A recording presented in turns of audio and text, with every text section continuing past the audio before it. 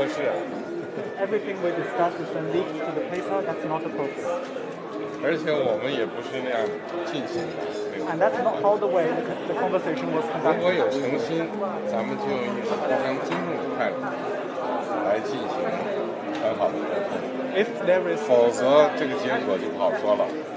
If In there is Canada, we sincerity believe on in your part, free and open and frank dialogue, and that is what we will continue to have. We will continue to look to work constructively together, but there will be things we will disagree on, and we will have 有些 to 可以 continue. 欠缺但是创造条件，创造条件。 Let's create the conditions first. 好，好。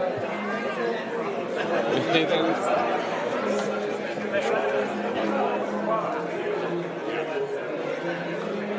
Damn! The body language there, the way that Trudeau scurried off says a lot. What's the quote here? Good times create weak men create bad times create strong men create good times, and then pathetic weasels like Justin Trudeau that are running a totalitarian hellscape up in Canada. Welcome back, beautiful and amazing human beings. My name is Zukradowski here of wearechange.org, and we have a lot of wild and bizarre news to get into today, as of course we want to give you a picture of what's happening not only globally but also of course internationally here in the United States, where financially things aren't really looking good for everyone. When the corrupted businessmen promised that you will owe nothing, they actually meant it. We're going to be talking about that, plus a lot more, all on this independent media broadcast, as well as also the very tragic events that unfolded in Poland yesterday that luckily didn't launch us into a full all-out war, even though some actors and nefarious players really tried to make that happen. Lots of things to call out here, especially when it comes to the politicians who have failed us during this very key time, as well as the corporate media that was pushing propaganda that was absolutely not true. Justin Trudeau, by the way, still pushing the propaganda today. So much to discuss. We're going to get into that, plus a lot more. If you like the shirt that I'm wearing, you can get it on thebestpoliticalshirts.com. And the clip we played in the beginning of this broadcast is, of course, from Bali at the G20 meetings, where the president of China made sure a video camera and translator were there. The translator even moved out of the camera angle so they could get a better shot of this larger confrontation of the Chinese president accusing the Prime Minister of Canada of not being a man of honor, a man of his word, and leaking private conversations to the media that, of course, the two privately had and were supposed to be secret. This as, of course, Justin Trudeau previously praised the government of China and how they could make the economy stop on a dime,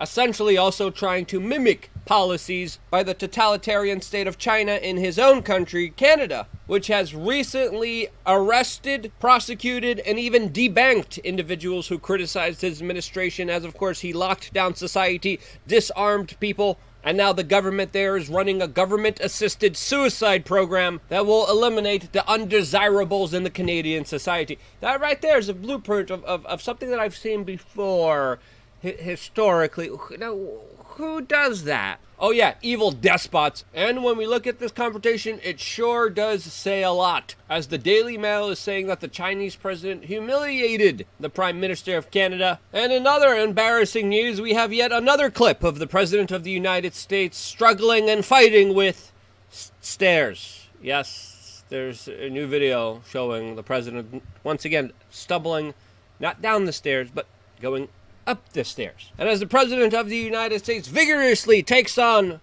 stairs, the American people are taking on poverty and economic inequality, as of course the Great Reset Build Back Better policies that have been implemented in tandem by many of the G20 countries following the orders of Klaus Schwab, who's there giving a keynote speech right now, have absolutely wrecked the American economy. We're even one of the richest people in the entire world, Jeff Bezos, came out on an interview and said that he's even telling family members and loved ones not to buy new cars, TVs, as he thinks the United States economy is facing a major recession. And he's not wrong, as household debt in America has soared to $16.5 trillion.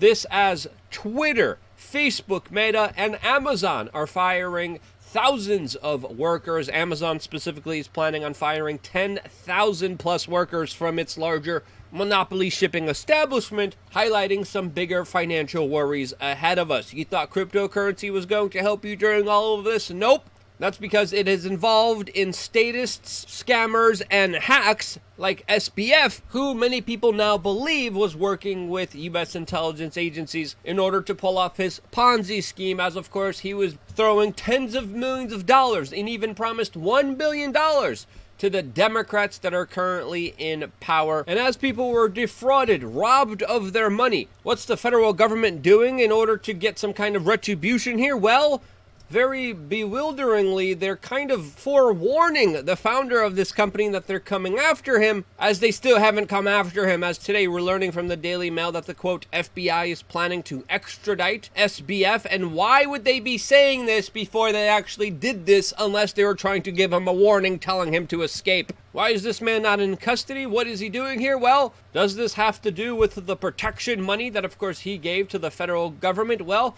that's a question that I think is worth asking. As of course, the scams and financial worries are affecting everyone, along with the larger supply chain shortages that are affecting predominantly children right now, as there is a major shortage of a major antibiotic, amoxicillin, a common drug that's not available mainly because of restrictions due to previous health policies that actually ended up hurting more people than actually helping them.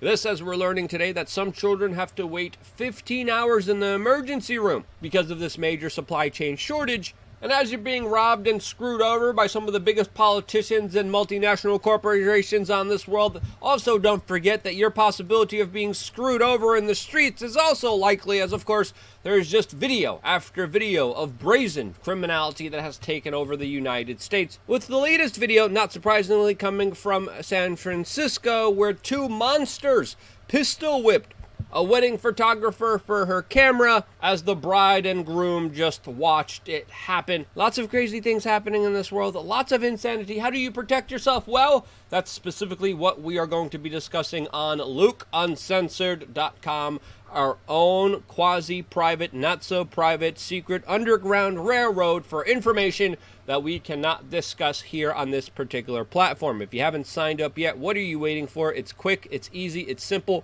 You press this button, enter your information, you get an email with your login details, you come back here, and you just simply log in. Bada bing, bada boom, and then you have access to videos on this platform that are almost 10 years old. I do a video now almost every single day just for users of this platform. You get 3 masterclasses that you could take individually yourself, and also exclusive merchandise and access to events. The best part of this is the forum that I absolutely love. If you're not on the forum, if you're not communicating, if you're not a part of a group, finding other like-minded individuals, sharing information to help you out, what are you doing? Sign up right now to LukeUncensored.com, as of course there's a lot of things that I wish I could talk about, that I wish I could share my insight on, but I just can't on this platform. I built my own to pay for that infrastructure, to build up this independent media organization. You just have to sign up for less than 50 cents a day. See you there on LukeUncensored.com right after this video, as of course we are still not done and have a lot to discuss when it comes to the tragic, horrible events that unfolded in Poland yesterday that nearly brought us on the brink of another global conflict between the East and the West. Luckily, it was prevented and stopped after a missile landed and killed 2 people in my home country of Poland.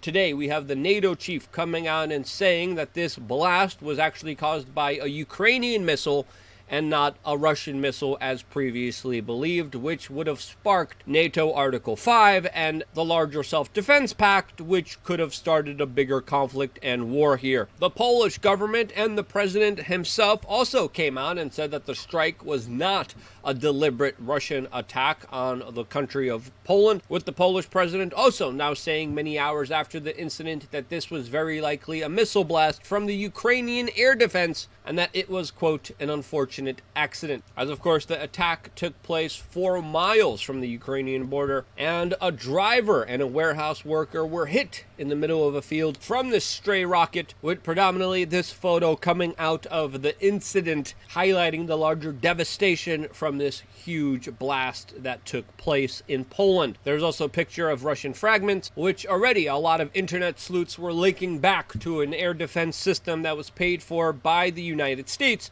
used, of course, by the Ukrainians. And what we have to take away from this event, especially after it happened, was the immediate response to it. I, of course, turned to the corporate media after getting all the information I could on social media, and I went on Fox, and they had an anchor literally celebrating his own birthday. CNN was talking about January 6th and Donald Trump, and MSNBC was calling for retribution and actions by the United States and NATO that need to immediately happen to punish Russia for this attack. As it's important to note here that the corporate media automatically jumped the gun and started to blame Russia for an event that was still unknown. We didn't know all the details. The smoke didn't settle yet in Poland, but the corporate media automatically started to run with narratives about how Russia was responsible for this. And looking at the way that Russia has been performing in Ukraine, seeing them just open up another battlefront in this conflict absolutely made no sense at all.